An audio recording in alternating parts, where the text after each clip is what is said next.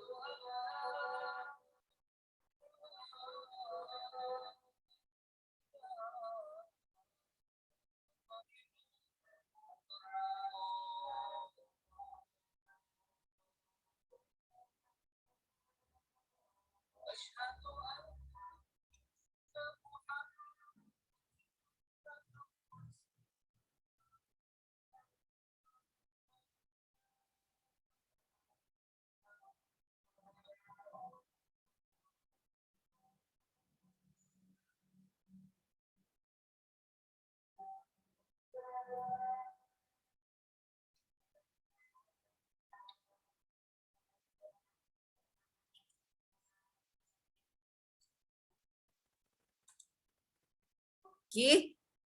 Nah, dasar pertimbangan lainnya yaitu tentunya nanti ujung-ujungnya adalah mencari thermal efisiensi. Kan kembali lagi di KE itu atau konversi energi itu ujung-ujungnya ya mencari efisiensi dari sistem atau objek yang kalian buat atau objek yang kalian analisis. Kan sering kita dengar kayak ada krisis energi lah, terus pakai fuel ini lebih baik lah, fuel itu kurang baik. Nah, itu kan ujung-ujungnya yang membuktikan mana yang lebih baik kan dari thermal efisiensi. Efisiensi kan yang sering kita, yang dinamakan efisiensi adalah, kalau bahasa gampangan saya untuk mengingat, itu, ini kalau dirumuskan kan WNET dibanding dari Q in, di mana bahasa gampangnya gini, apa ya, jumlah yang kalian dapatkan keuntungan dibanding dengan modal, gitu, lebih besar mana gitu. Paham kan? Net, neto, bruto, nah kayak gitu. Jadi kalau teman-teman di sini misal membuat produksi apa gitu ya, hasilnya itu cuma 40 misal. Tapi modalnya 100, berarti 40/100 cuma 1/4 atau 25%.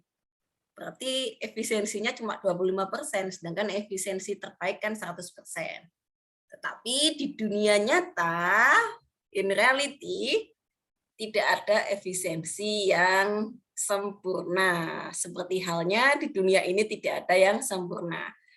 Nah, ini ada contohnya yang heat engine yang efisiensinya itu paling tertinggi atau terdabes lah, yaitu Carnot cycle. Itu contohnya, tetapi pada dunia nyata juga tidak ada yang namanya mesin Carnot atau siklus Carnot, seperti namanya gas ideal. Ideal gas itu kan cuma mendekati aktual, tapi tidak ada. Jadi cuma apa ya istilahnya itu rancangan yang paling ideal. Tetapi kalau dieksekusikan kan nggak mesti sama seperti rancangan kita. Kita merencanakan lulus kuliah 4 tahun pas tanpa gangguan sama sekali dengan IPK 4 gitu ya. Misal.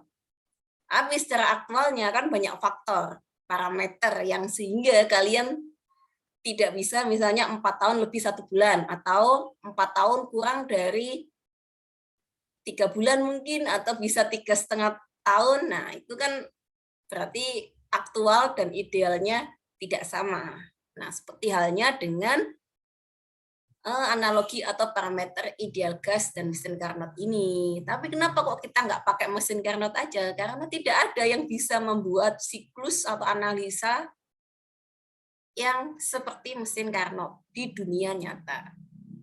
Sehingga kita pakai aja analisis pakai ideal cycle. Nah, ini kan ada penjelasannya juga karena berkaitan dengan kerja spesifik dari device dan versi idealnya dari siklus yang sebenarnya. Nah, ini kalau misal mesin Carnot itu digambarkan atau dibuat diagram PVTS-nya, akan terlihat seperti ini. Kalau PV berarti sempurna terlihat gayanya. Kalau yang tadi kan PV agak bentuknya miringnya itu ya, strict gitu kan. Nah, ini kayak TS berarti 100% atau sempurna kotak. Sedangkan kalau yang nyatanya atau ideal gasnya itu seperti ini. Nah, terlihat kan perbedaannya mana mesin Carnot yang efisiensinya tinggi dan ideal gas yang mendekati atau bersinggungan dengan aktualnya. Ini kalau misalnya Carnot engine contohnya. Nah, ini juga teman-teman nanti harus tahu simbol-simbol seperti ini. Misalnya kompresor, berarti simbolnya itu apa ini, bentuk trapesium ya, kalau nggak salah. Menghadap ke arah yang sudut kecilnya di kanan, yang sudut lebarnya di kiri. Kalau kebalikannya berarti turbin, kayak gitu. Itu juga kalian tahu. Terus pompa berarti seperti apa. Terus kalau yang kotak biasa aja itu apa. Itu nanti di MKE, di mesin konversi energi, nanti teman-teman akan mempelajari secara detailnya. Nah, di siklus Carnot juga, seperti diagram TS ini, nantinya kita juga bisa mengetahui efisiensi. Sehingga kita tahu kenapa mesin Carnot efisiensinya tinggi, karena langsung dikurangin satu dari sudut atau suhu yang ada di siklus tertinggi dan siklus terendah. Ini efisiensi dari mesin Carnot. Nah, yang perlu diketahui, kan kita bahas tentang ideal gas yang mendekati realita atau aktualnya, di mana kita harus menyepakati, atau kalau misalnya suatu penelitian itu ada variabel terkontrol, yang kayak misal ini yang kita sebut air standard assumption atau udara standarnya yang kalian sepakatin di sini. Ini contohnya ada chamber. Kalau aktual itu kan inputannya itu air sama fuel. Kan kalian tahu juga adanya suatu pembakaran kan syaratnya itu ada apa aja yuk? Udara, air, udara, pembakar sama pemantik kan.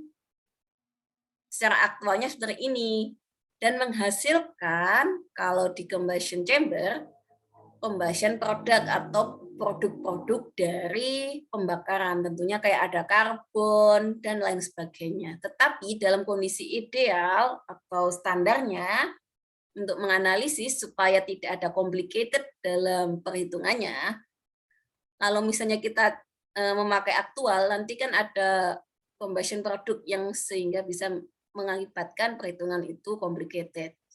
Sehingga kita pakai ideal cycle-nya atau ideal perhitungannya dengan asumsi yang masuk itu cuma udara dan ditambah panas. Sehingga hasil keluarnya itu berupa udara lagi. Itu kan maunya, idealnya, tapi nyatanya tidak seperti itu.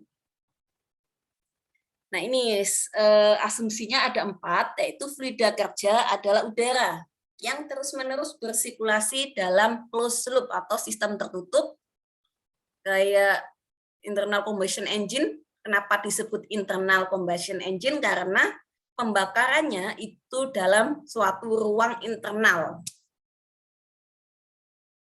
dengan sistem tertutup. Kan kalian sudah tahu sendiri sistem tertutup itu seperti apa. Tiada volume atau massa yang mengalir. Kan? Jadi M1, M2 sampai M berapa itu tetap. Volumenya juga konstan. Seperti itu. Terus proses pembakaran digantikan oleh proses penambahan panas. Jadi kalau aktual itu ada proses pembakaran, kalau idealnya itu ada heat penambahannya, penambahan panas.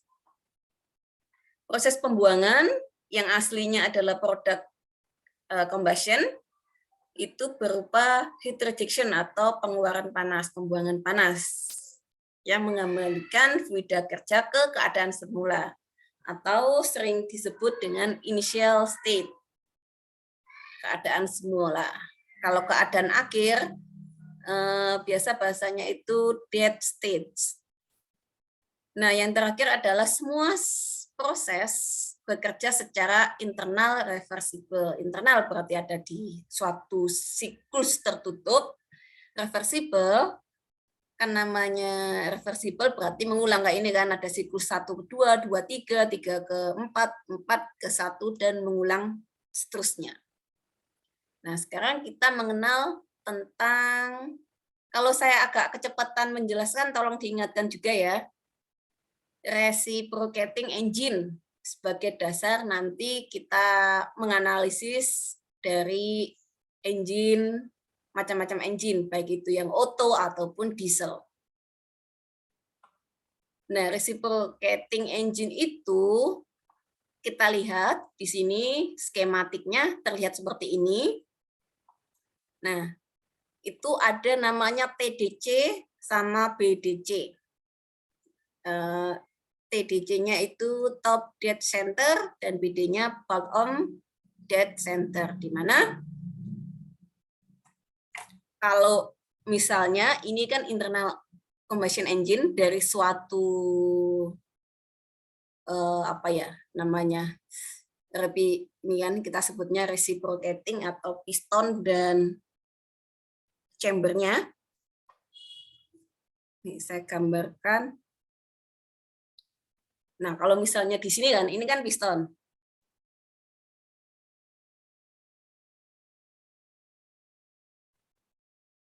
Dengan poros engkolnya. Nah, anggap aja seperti ini. Kalau misalnya poin ini, apa ini namanya, poin engkolnya itu berada di bagian bawah, berarti ini pistonnya akan ada batas di BDC atau bottom dead center, di mana volumenya paling terbesar. Ini volume. Kalau misalnya porosnya ini berada di bagian atas ini, itu berarti arah muternya kebalikan arah jam ya. Berada di sini. Dan volumenya adalah memiliki volume terendah dengan batas top dead center. Nah, ini untuk panjang dari pistonnya atau lebarnya kita sebut bore. Untuk panjang dari TDC ke BDC itu kita sebut stroke. Bentar. Catatan dulu ya. Nah, ini juga pertama kita sebut displacement volume atau VD. Dan yang kedua, kan ini kan VD berarti arahnya volumenya itu ini ditambah plus dari volume antara atas pas ke batas TDC, berarti volumenya full dari atas ini. Nah, untuk yang TDC-nya sendiri itu yang dari sini atau yang kita sebut dengan volume VC.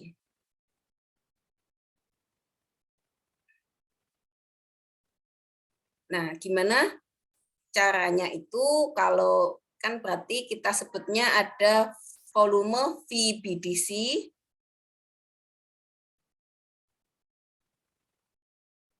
ini saya simbolkan V ini berarti yang V besar ya. Kalau yang V kecil itu kan volume spesifiknya.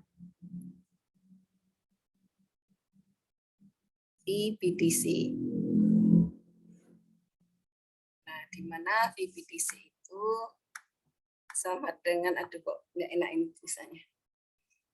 Seperti yang saya bilang tadi, VD plus VC, di mana VD-nya adalah volume displacement, ini total dari sini, plus C-nya adalah yang sini kan. Berarti ini VD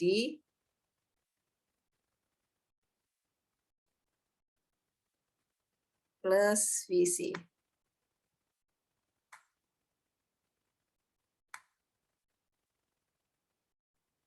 Kalau VTDC-nya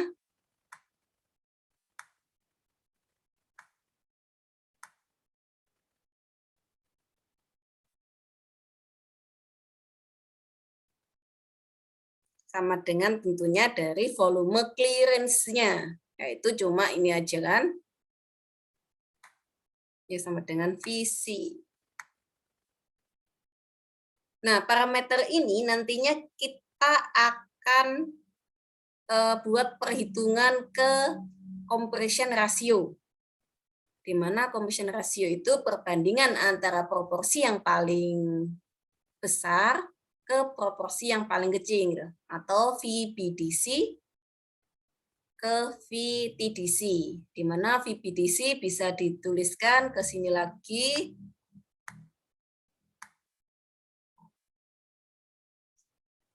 Bentar. VD plus VC dividing atau dibagi VTDC-nya kan sama dengan VC. Nah, seperti itu. Jadi misal kalau kalian memiliki 2 liter bahan bakar, kalian buat suatu mobil gitu ya, atau kendaraan, dengan memiliki 4 silinder, itu berarti kan tiap silindernya itu 0,5. Jadi volume 0,5 itu nanti akan terbagi menjadi di mana buat menghidupkan 2 kali naik turun. Kan kalau 4 stroke tiap masing-masing itu kan naik turunnya 2 kali. Cuma naik turun seperti itu kan. Berarti 0,5 itu buat langkah itu 4 kalinya itu. Setiap 4 silinder tabung. Nah, itu aja singkat untuk yang reciprocating engine. Nah, di reciprocating engine itu ada namanya yang mean effective pressure, di mana MEP digunakan untuk parameter membandingkan kinerja mesinnya dengan yang ukuran sama, misalnya dengan volume sekian satu dengan MEP-nya gerakannya sekian, MEP yang paling bagus mana? Nah, itu adalah kinerja yang bagus adalah yang ini engine dengan nilai MEP yang lebih besar menghasilkan lebih banyak kerja.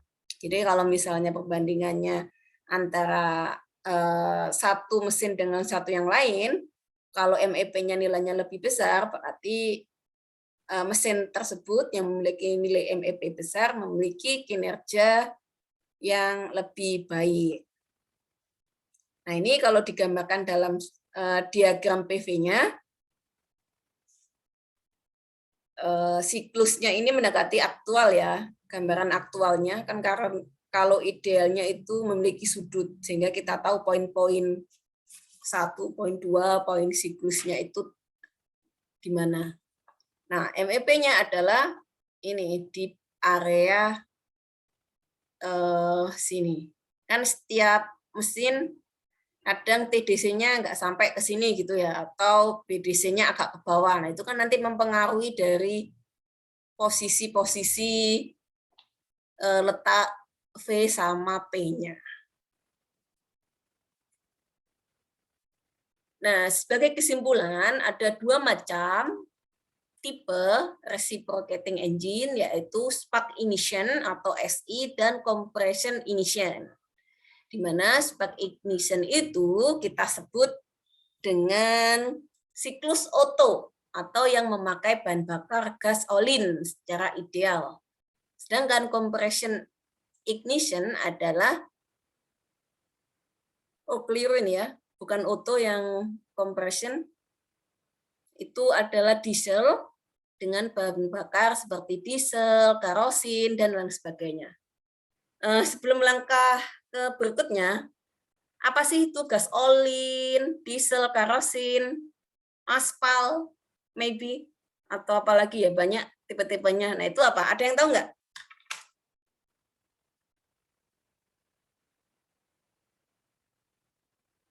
Ayo, ada yang tahu? Pelumas, Bu. Pelumas. Iya, Mbak Lin? Waduh, kok pelumas? Yang lain?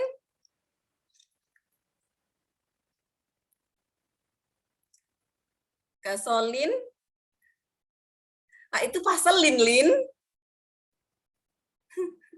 Iya kan, Linda?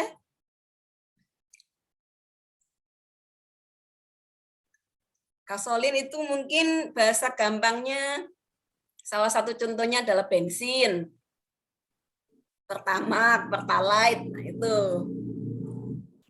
Kalau diesel ya solar dan semacamnya. Udah saya jawab sendiri ya berarti ya. Nah, ini aja. Kenapa? Itu kan minyak bumi itu kan ya satu kan sumbernya, satu jenis cairan kan. Tetapi kenapa kok ada gasolin, ada diesel, ada kerosin? Dan tahu kan kalau aspal yang dibuat yang hitam itu juga berasal dari minyak bumi juga. Nah, itu kenapa? Apa yang membedakan mereka? Dan apa urutannya yang paling bagus itu yang mana gitu? Kok bisa membedakan kayak gitu? Ada yang tahu nggak? Yang anak-anak pecinta permesinan?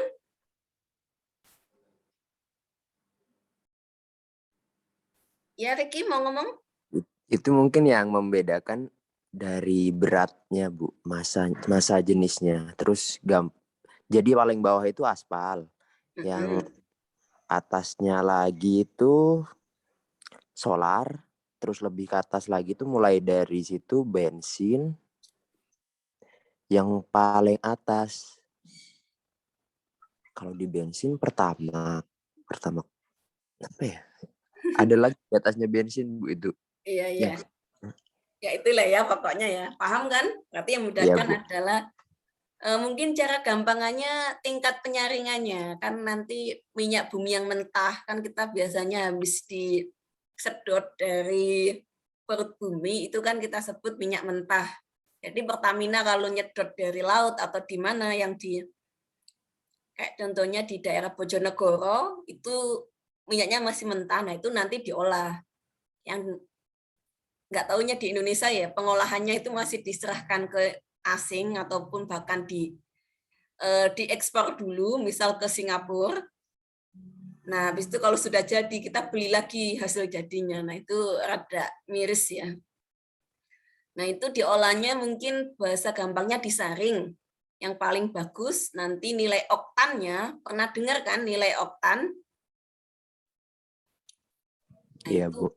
yaitu nilai yang paling bagus berarti yang paling posisi atas kayak gasolin dan contoh sebagainya. Nanti ke bawah jadi kerosin, diesel, dan yang paling bawah sendiri adalah aspal. Sehingga aspal bentuknya kayak lengket-lengket itu dan paling hitam gelap sekali. Itu saringan yang paling bawah. Nah, Nah, ini sudah mulai, ini kayaknya ada lebih seru lagi, yaitu tentang kita mempelajari analisa pada Otto cycle atau siklus Otto. Otto berarti itu penemunya dulu itu namanya ada Otto-nya tahun 18 sekian-sekian lah. Nah, ada, kenapa kok tadi kan kalau bensin spark ignition, kalau solar injection. Nah, ada yang tahu nggak? Atau yang bisa menjelasin?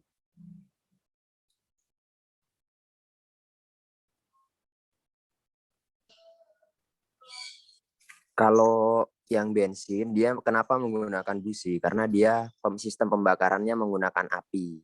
Karena titik bakarnya cukup tinggi sehingga dia mudah terbakar. Kalau solar itu kenapa dia menggunakan tekanan? Karena solar sendiri titik bakarnya sangat rendah sehingga dibutuhkan tekanan yang sangat tinggi biar solar itu bisa terbakar.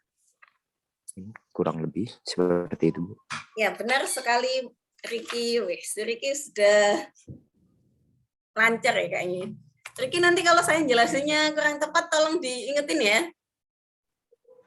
Siap, Bu. Saya juga kurang paham. Enggak, lebih pintar kayaknya.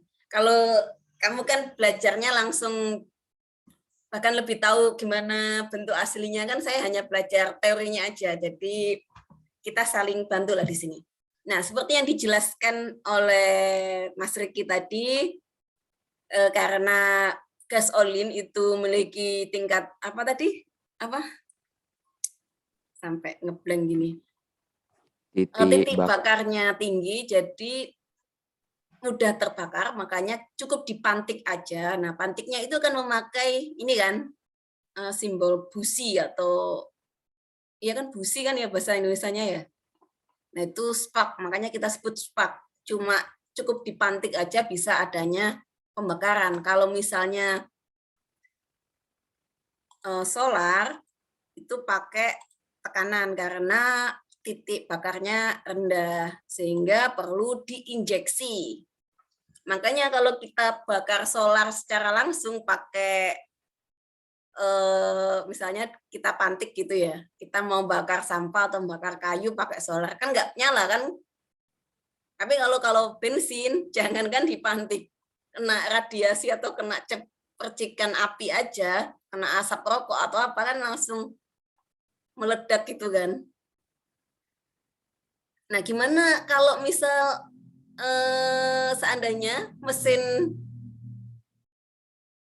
diesel saya kasih bensin atau gasolin, apa yang terjadi? Selain Ricky,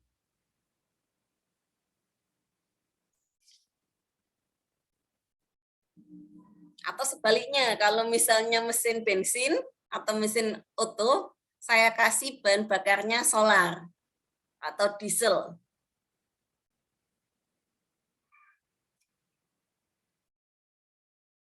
Apa yang terjadi?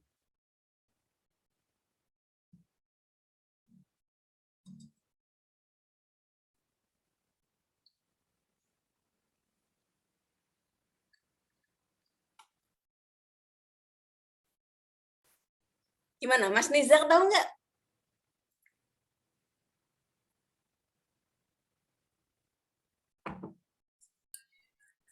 Kurang mengerti sih Bu, saya Bu. Oke. Wahyu gimana Wahyu? Atau Dimas? Apa yang terjadi kalau misalnya saya balik mesin oto, saya kasih bahan bakar diesel, dan mesin diesel saya kasih bahan bakarnya miliknya mesin oto. Atau gampangannya mobil bensin saya kasih isi solar, mobil solar saya kasih isi bensin.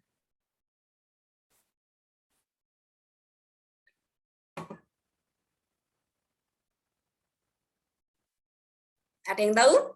Dapat nilai poin loh. Setiap kali kalian berpartisipasi, mengeluarkan ide, pendapat, ataupun pertanyaan, saya kasih poin. Nanti di total akhir belakang.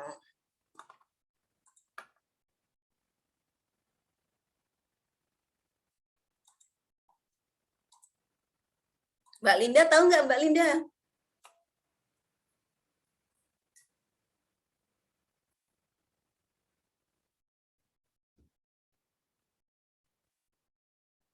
Nggak ada yang tahu? Gimana Riki? Nggak bisa nyala, Bu. Ya, kalau apa itu? Kalau bensin Kalau yang mana? dipakai ke mesin yang diesel ataupun sebaliknya. Terus kalau hal terburuknya, misal yang bensin dimasukkan ke diesel, nanti bisa meledak hal terburuknya. Bisa pecah mesinnya. Ya itu, meledak kan karena bensin Tekanannya. dipercik sedikit aja bisa ada terjadi pembakaran nantinya. Tekanannya bisa langsung menekan ke bawah. Kalau yang diesel, nah skemanya bisa seperti ini.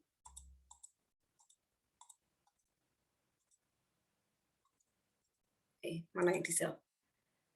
Nah, diesel seperti ini. Kalau gas olin itu kan ada spark, dipantik sedikit aja karena titik bakarnya tinggi untuk bensin, itu sudah terjadi pembakaran. Sedangkan di diesel butuh namanya fuel injector dengan bantuan tekanan karena titik bakarnya rendah yang seperti disampaikan Ricky tadi. Kalau misalnya bensin udah titik bakarnya tinggi, dikasih injektor tekanan, ya bisa jadi ada ledakan gitu. Kita kembali lagi ke konsep analisisnya.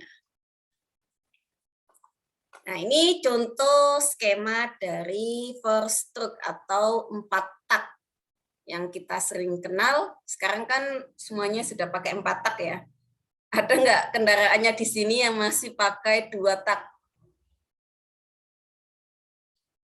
Nah, ini kalau misalnya ada, Bu. Siapa? Wildan, Bu, Wildan. Oh, Wildan masih pakai 2 tak. Boleh tuh Wildan kita analisis bareng. Motornya di rumah, Bu. Walah, kirain di sini. Nanti kita analisis bareng gimana bedanya. Abdi Bu ada Bu lagi dibawa. Oh iya benar. Nah itu ntar kita Abdi, Bu, analisis pakai bareng, Bu, kita bongkar di kampus, boleh nggak?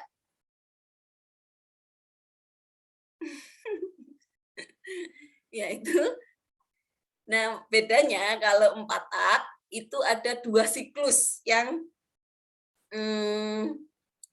bersiklus atau berkontinu. Nah 2 siklus itu maksudnya naik turunnya itu 2 kali. Pertama naik untuk kompresi. Kompresi kan berarti kayak menghirup udaranya dulu, udara dan fuelnya. Habis itu turun, di mana itu expansion, ada terjadi percikan di sini, dan sama turun juga ada pembakarannya. Habis itu naik lagi, yaitu exhaust stroke yang kita sebut ada pengeluarannya, atau mengeluarkan bahan bakarnya, gas buangnya. Exhaust kan gas buang kan. Habis itu turun lagi kembali ke initial stage, kembali ke keadaan semula. Itu menyerap udara lagi. Nah, ini kalau digambarkan grafik TDC-nya sama BDC, pertama itu naik kan, ada Q-in-nya. Oh, ini diagram PV. Sebenarnya kita butuh TS di sini. Ini kalau misalnya aktual force stroke-nya yang saya jelaskan tadi. Nah, untuk kita gampangannya, untuk analisis, kita bayangkan pakai ideal auto cycle, di mana ya tetap mendekati ke aktual, tapi kalau aktual kan banyak, ada exhaust gas-nya, ada mixture-nya. Ini nanti kalian mungkin bisa tahu, atau yang sudah pernah membongkar suatu piston dari sepeda motornya atau mobilnya, nah itu bisa tahu lah. Nah, untuk analisis auto idealnya sendiri, yang sudah saya jelaskan, dari arah BDC sama TDC kan, berarti yang paling bawah kan itu grafik BDC-nya. Yang atas itu TDC-nya. Nah, 1 ke 2 berarti prosesnya isentropik. Kompresi ke atas. Itu ada pembakaran kan, ke yang langkah berikutnya dengan volume konstan, karena di sini dipercik, ada di atas di TDC, volume konstan berarti antara titik poin 2 ke 3, V-nya sama. Ada Q-in atau penambahan panas. Dan setelah itu proses atau stage berikutnya ekspansi, volumenya terbesar. Jadi antara ketiga ke 4 volumenya ada perbedaan, banyak di sini. Dan ke initial stage atau heat rejection, ada pengeluaran panasnya. Maka dari itu kita sebut 4 stroke. Kan 1 gini itu stroke kan. Nah, ini atau yang sering kita kenal 4 tak. Kalau 2 tak itu cuma ada 2 langkah aja, isap kompresi sama pembakaran buang. Jadi cuma sekaligus aja, cuma 1 kali naik turunnya aja. Kalau 4 tak kan 2 kali ya, naik turun. Kalau 2 tak cuma naik turun gitu aja. Nah, ini skemanya kalau mesin 2 tak. Dan kenapa efisiensi mesin 2 tak lebih rendah daripada 4 tak? Karena langkahnya kan cuma 2. Jadi dalam proses langkah tersebut masih ada pembakarannya itu masih bercampur dengan hal-hal faktor lainnya. Sehingga hasil gas buangnya itu lebih berat. Makanya mesin 2 tak biasanya knalpotnya itu lebih hasil gasnya lebih pekat atau banyak asapnya gitu. Kalau mesin 4 tak kan sudah rendah. Nah, ini kalau kita ke analisis berarti kita bahas ke diagram PV sama TS-nya. Ini diagram TS-nya disebutkan selalu ya, kalau proses 1 ke 2, kalau ini itu berarti isentropik berarti sama entropinya. 2 ke 3 berarti konstan volume. Kalau di diagram TS, volumenya konstan, disimbolkan di sini. Tapi kalau dihubungkan ke diagram PV, maka 2 TS-nya ini volumenya konstan, berada di titik TDC, itu paling atas.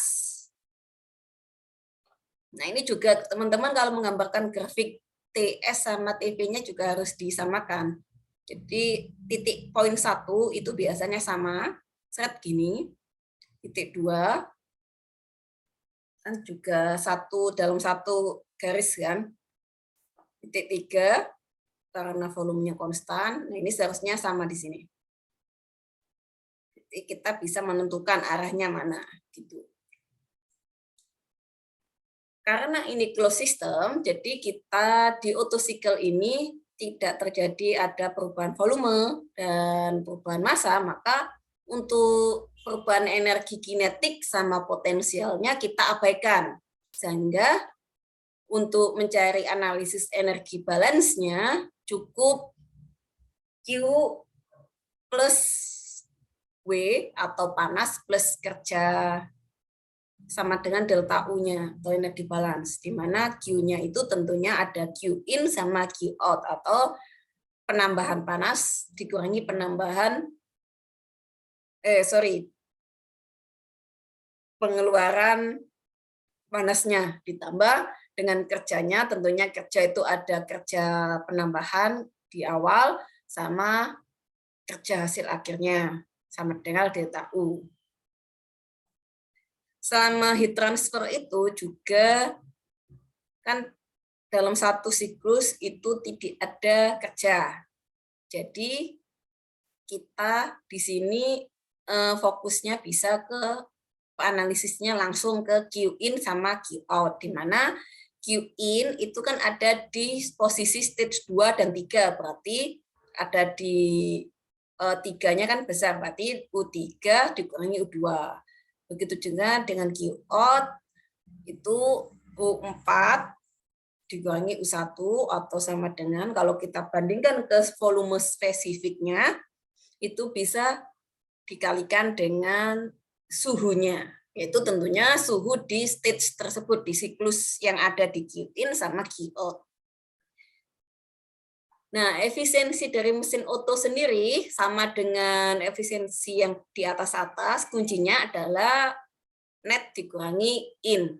Berarti Wnet-nya dibanding Q in 1 di sini, karena efisiensi tertinding itu 1, dikurangi berapa efisiensi atau bukan efisiensi ya, kerja panas keluar dibanding panas masuknya, sehingga kita dapatkan kalau dirumuskan, kalau kita hanya tahu suhunya atau temperatur, berarti 1 dikurangi dari suhunya, panas Q in-nya itu yang tinggi adalah Q out, berarti T4 min T1 dibanding T3 min T2 untuk Q in-nya. Nah, ini untuk penurunannya aja, gimana kalau misalnya tidak diketahui T2-nya atau T3-nya. Nah, itu seperti ini. Nah, mesin Otto sendiri itu sehingga kita kalau menghubungkan ke proses tadi kan proses 2,3 sama 1,4 pada grafik TS. Kalau kita lihat 1,2 di grafik PV itu adalah merupakan isentropik kompresi. Sama dengan yang terjadi di grafik 3,4, yaitu isentropik, di mana nilai S-nya atau entropinya sama. Kalau entropi sama, V2, V3 sama dengan V4 sama dengan V1. Jadi kalau kita untuk mengetahui nilai-nilai T1 atau T2 yang nggak diketahui, bisa kalau kita ketahui V2 atau V3-nya bisa dirumuskan dengan rumus seperti ini. Nah, sehingga kalau kita mensederhanakan efisiensi dari sini, kita bisa pakai R-nya atau rasio tadi, kompresi rasio yang di awal. Dengan nilai, diakarkan nilai K. Nilai K kecil ini bisa kita ketahui dari tabel A17 yang sudah kita pelajarin di semester lalu. Jadi tabel-tabel A1 sampai A sekian itu, A20 sekian, itu tetap kalian pakai sebagai dasar mencari suhu atau volume spesifik yang sudah ditentukan.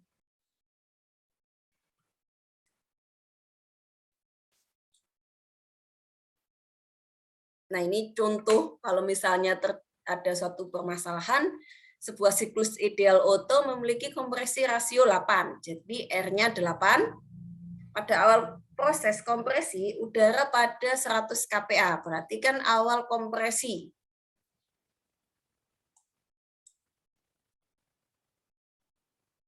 Awal kompresi berarti kan proses 1-2. 1-2. Berarti T1-nya di sini diketahui 1 P1-nya 100 kPa untuk tekanan udaranya dan suhu temperaturnya 17 derajat Celcius. 800 kilojoule per kilogram panas dipindahkan ke udara selama proses penambahan panas volume konstan. Dengan perhitungan variasi spesifik heat udara dengan suhu, tentukan maksimum temperatur dan tekanan yang terjadi di siklus net dari kerja keluarannya atau W out, efisiensi termal sama MEP-nya. Nah, kalau kita gambarkan, pertama tentunya kalian di sini diasumsikan semuanya itu air standar. Terus EP, kerja potensial dan kerja kinetiknya diabaikan.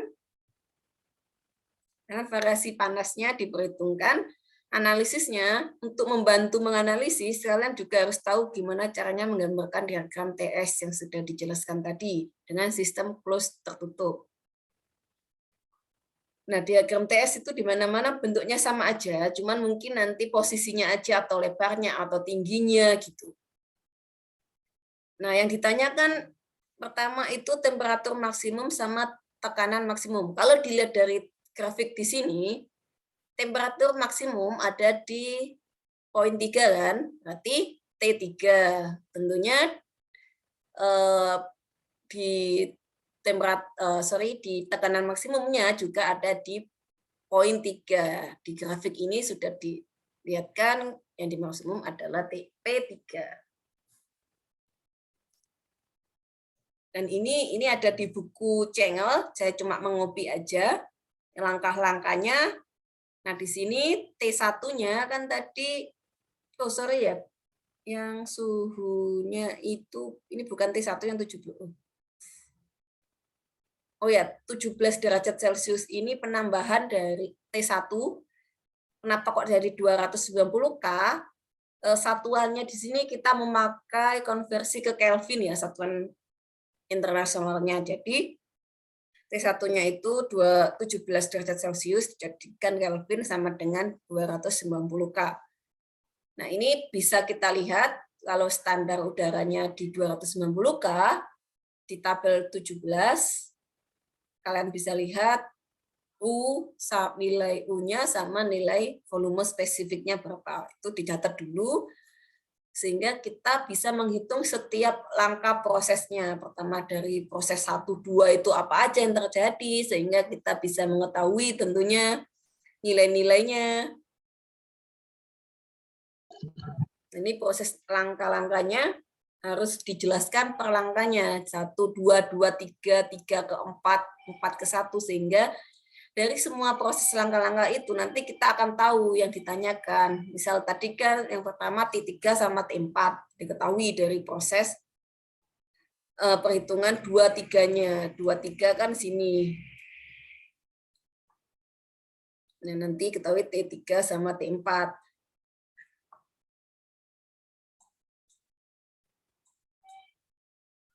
Jadi langkah-langkahnya teman-teman bisa memahamin dulu sebentar. Kita lanjut aja karena waktunya juga akan mulai habis ya.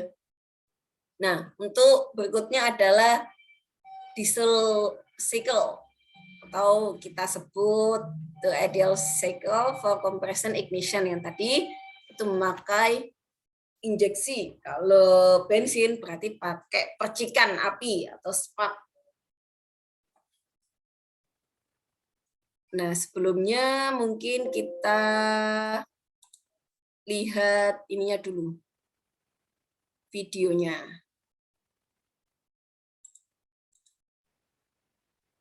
Diagram grafik PVTS-nya, nah perbedaannya di sini kalau kita bisa lihat, ini tetap, nah ini langkah-langkah skematiknya dari mulai kompresi pertama, terus combustion, dan tekanan atau powernya, terus cooling, pembuangan dari panasnya. Dengan langkah 1, 2, 1 ke 2 itu adalah isentropik karena nilai entropinya tetap sama.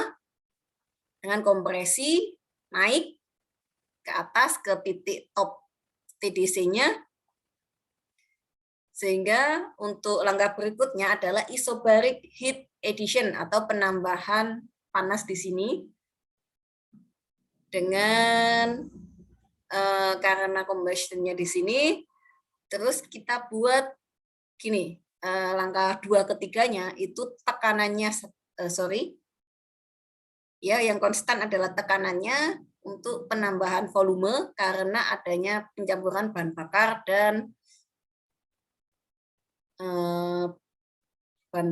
dan udara di sini.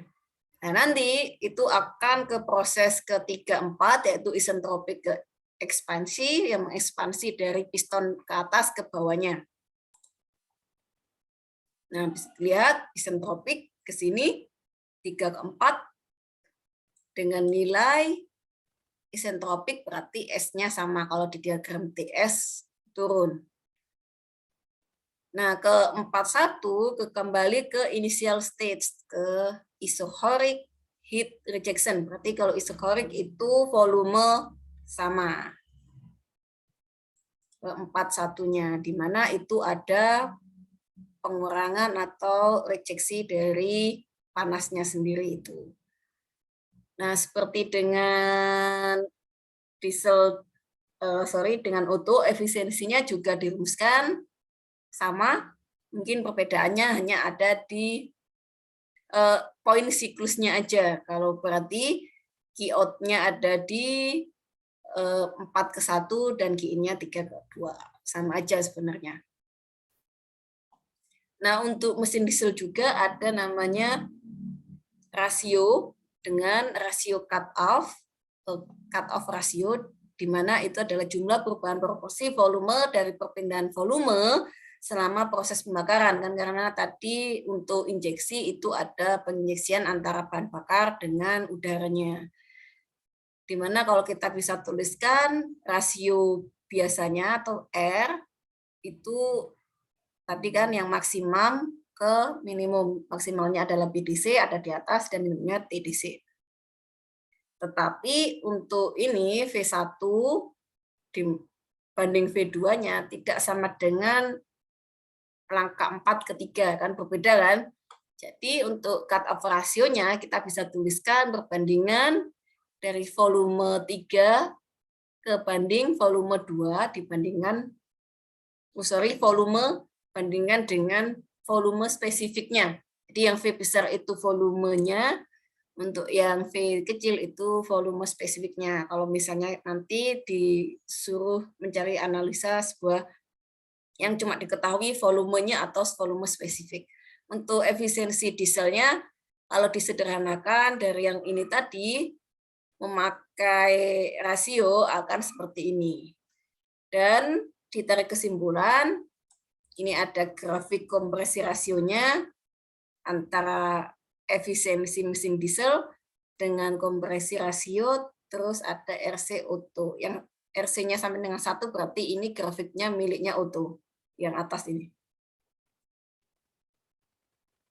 Nah, bagian diesel mungkin di daerah sini. Nah, kita bisa ketahui sehingga kan Auto yang paling atas kan. Diesel efisiensi Auto itu akan selalu lebih besar dengan efisiensi diesel. Tapi kenapa kok tetap ada mesin diesel atau mobil-mobil atau kendaraan yang berbahan bakar diesel dan ada yang berbahan bakar bensin atau Auto? Ada yang tahu? Dari segi kerjanya tadi?